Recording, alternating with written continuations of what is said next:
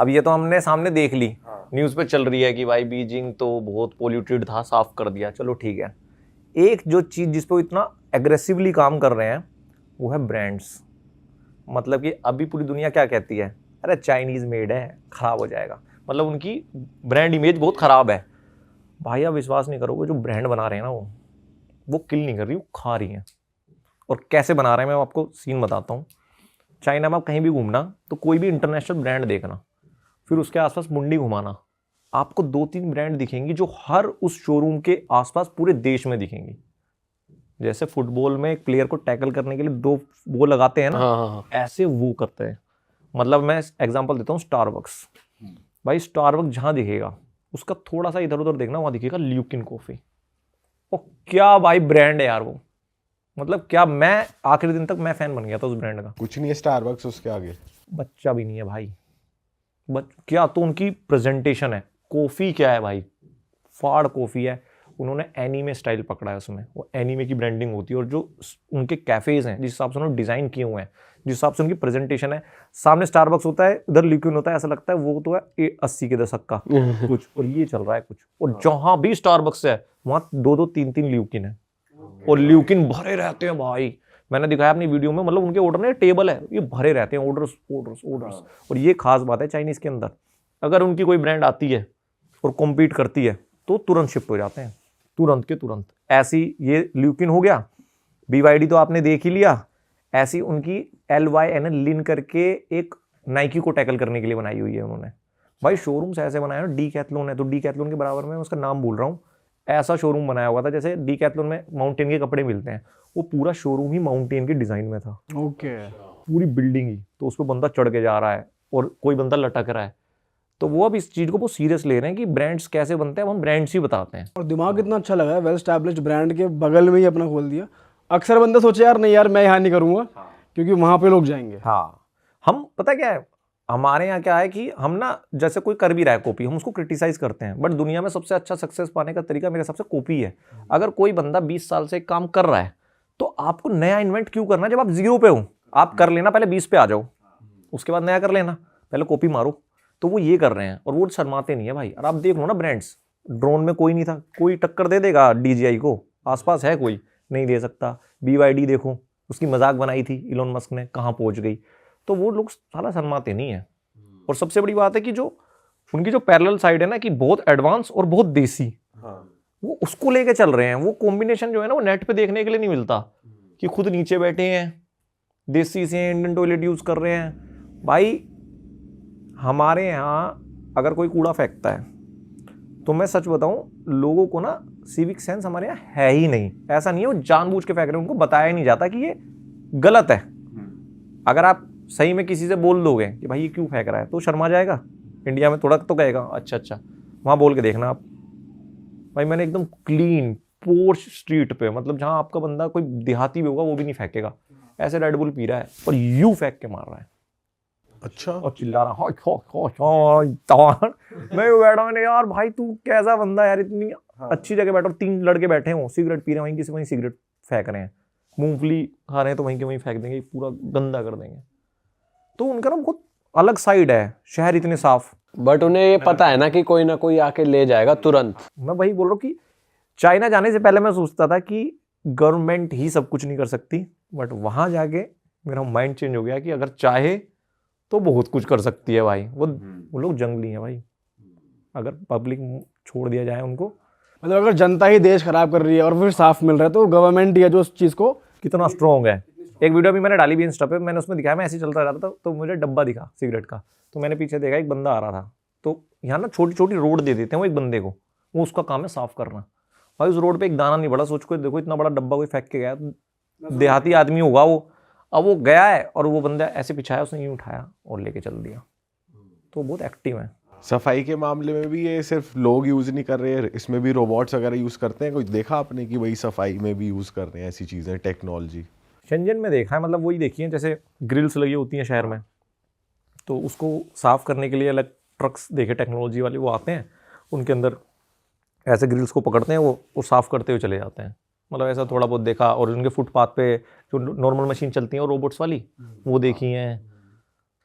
Technology तो है, no doubt. आप बता रहे थे गूगल ट्रांसलेट भी फेल कर रखा है इन्होंने, ऐसा कुछ बना रखा है, क्या है वो? भाई ये इन्होंने क्या है कि अब मुझे पता था, अब ये तो पता होगा आपको, वहाँ पे इंटरनेट नहीं चलता है, मतलब फेसबुक इंस्टाग्राम ये तो सब बैन है। तो मैं यहाँ से वीपीएन खरीद के गया था 2 एयरपोर्ट पे उतरा, वो दोनों वीपीएन काम नहीं करे, वो गारंटी दे रहे हैं हमारे सर्वर इतने तगड़े, दोनों ही फेल हो गए। वहीं चाइना टेलीकॉम की लड़की बैठी थी, उसने मुझे एक फ्री वीपीएन डाउनलोड कर दिया। अगर कोई देख रहा हो बंदा तो भाई कैट वीपीएन है, वो कर लेना, फ्री है, वो चल जाता है। बट उसके साथ दिक्कत क्या है, 10-15 मिनट चलता है, फिर उसको पकड़ लेते हैं वो। अच्छा। बट आप फिर दोबारा से ऑन करोगे चल जाएगा। तो अब भाई वहाँ पर हमने क्या देखा, मैंने सोचा गूगल ट्रांसलेट की लैंग्वेज डाउनलोड करके ले जाऊँगा, तो मैं चाइनीज़ लैंग्वेज डाउनलोड कर ली मैंने, और जितनी लैंग्वेज थी मैंने सब डाउनलोड करके गया था कि वहाँ से मंगोलिया भी जाना है, कजाकिस्तान भी जाना है, तो काम आ जाएगा। अब इसके साथ पता नहीं क्या प्रॉब्लम आती है भाई, हम बोलते कुछ और ही आले बाले से गाता है। अब नॉर्मल आप टाइप करोगे तो ठीक है, बट आप किससे बात कर रहे हो, इतना सारा टाइप कैसे करोगे? सही बात है। तो मैं होते होते शेंजन तक बहुत ज़्यादा वो हो गया था यार, हम खाना नहीं खा पा रहे वहाँ। तो वेज तो छोड़ ही दो, जो बंदा चिकन भी खाता है ना भाई, उसके ही बहुत बुरे हाल है। अच्छा, कहाँ से ढूंढोगे आप? एक रेस्टोरेंट में मैं ऐसे ही बैठ गया, उसको मैंने मेन्यू से बोला मैं चिकन खाता हूँ, उसने ऐसे दिखाया चिकन का ये बना दूँ, ठीक है।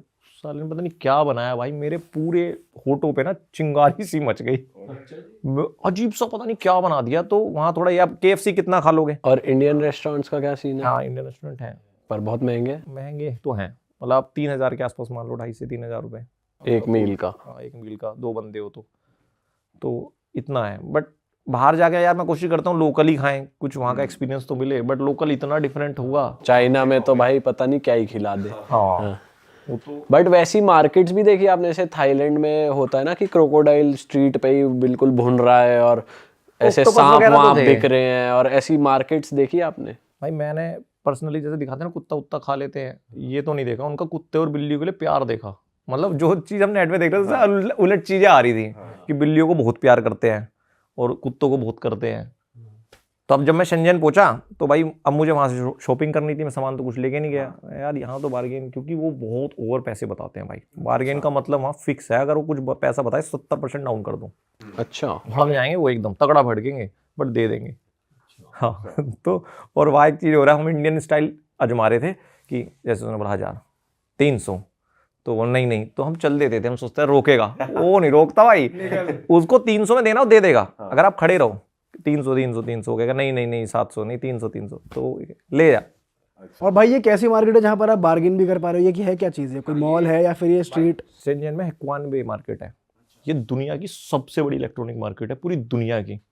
इसके बारे में डिटेल में बताता हूँ कि ये पहले मछुआरों का शहर था, ठीक है, 80 के दशक में। तो 80 के दशक में इन लोगों ने डिसाइड किया था 1950 आई थिंक 59 या 49 के आसपास, 3-4 साल में इन्होंने बहुत ज़्यादा ड्रामेटिक चेंज किया था कंट्री में, जब ये पूरे एग्रीकल्चर पे डिपेंड थे। बट इन्होंने डिसाइड किया अब हमें इंडस्ट्रियल पे आना है। तो उस टाइम पे एक मछुआरों का गाँव हुआ करता था। इन्होंने सबसे अच्छी स्ट्रेटेजी क्या की है कि इन्होंने अपने शहर को ऐसा नहीं किया कि एक ही शहर चप्पल बना रहा है, एक ही शहर बिजली का सामान बना रहा है, एक ही शहर कपड़े बना रहा है, सारे शहर डिवाइडेड है।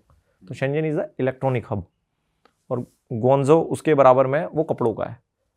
तो जो ये शेंजन था, यहाँ पर मछुआरे थे, इन्होंने इसको कन्वर्ट किया कि इसको पहले वो बनाना है। तो आज ये दुनिया की सबसे बड़ी इलेक्ट्रॉनिक मार्केट बन चुका। If I am not wrong 500 billion के आसपास इस पूरे शहर का ही GDP है, मतलब काफ़ी देशों से बड़ी। और जो एवरेज इनकम है इसमें वो $24,000 है पर बंदे की, तो मतलब 24 लाख के आसपास, तो 2 लाख रुपए कमाता है, तो काफ़ी अच्छा डेवलप है। तो यहाँ पर मैं ये इसी माइंडसेट से गया था कि यहाँ जो टैक्स मिलेगा ना वो शायद कहीं नहीं मिलेगा। तो मार्केट अगर आप घूमते हो तो आपको वही टैक्स मिलेगा जो चलता है, समझ रहे हो। तो वहाँ पर मैंने देखा था वो डिवाइस उन्होंने मुझे दिखाई कि ट्रांसलेटर मिल रहा है, और मैं वीडियो देख के गया था ईयरबड वाली।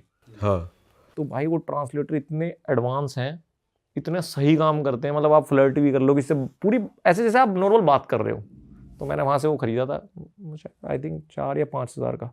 अब इनके पास थे 50,000 वाले भी, इतनी सारी वैरायटी, बहुत वैरायटी। पर वो एक मैं देख रहा था चश्मे भी है जो ट्रांसलेट कर देते हैं, तो वो ट्रांसलेट होके कान में सुनाई देता है सामने वाला क्या बोल रहा है, और आप जो बोल रहे हो वो सामने वाला कैसे समझेगा?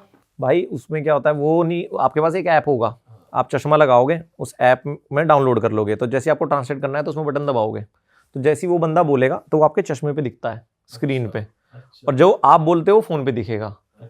बट वो जैसा दिखाते हैं उतना एक्यूरेटली काम नहीं करता है, वरना मैं वही लेता, क्योंकि उसमें खेला सा था, बीच में कुछ वर्ड मिस हो रहे थे।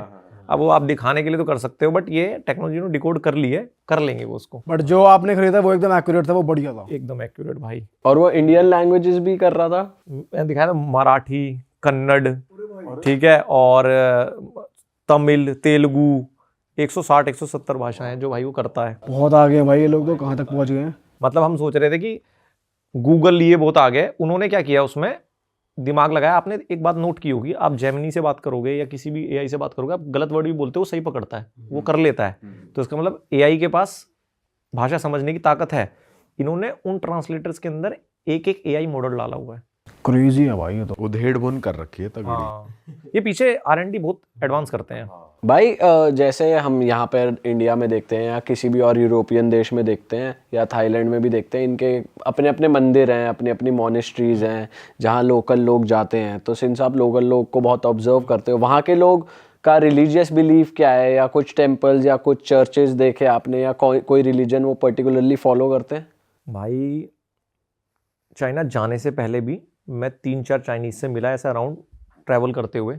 मैंने हमेशा उनसे भी पूछा कि भाई आपके यहाँ कौन सा है, तो उन्होंने बोला हम एथिस्ट है, हमारे यहाँ एथिस्ट है। तो मुझे समझ नहीं आया था, मतलब यार क्योंकि हम तो देखते हैं कि कुछ ना कुछ तो होता ही है ना, जैसे गोरे कितने एडवांस हो, हैं तो क्रिश्चियन ही, जीसस हो, इंसान परेशान होगा कहीं तो जाएगा मांगने। हाँ, कहीं तो जाएगा, चाहे कितने ही नास्तिक होते हैं गोरे, कुछ भी हो जाए।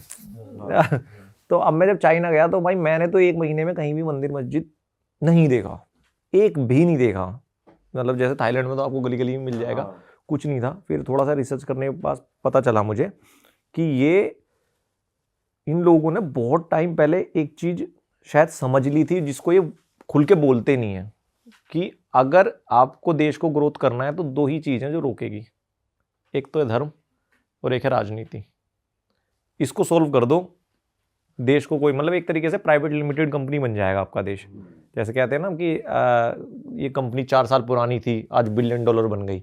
सरकारी कंपनी नहीं बन सकती, तो हम सरकारी कंपनी है सारे देश, और वो प्राइवेट लिमिटेड है। तो उन्होंने ये चीज़ डिकोड कर दी। अब वहाँ पर अगर आपको नेता बनना है तो आपको पहले धर्म छोड़ना पड़ेगा ऑफिशियली, ये रूल है।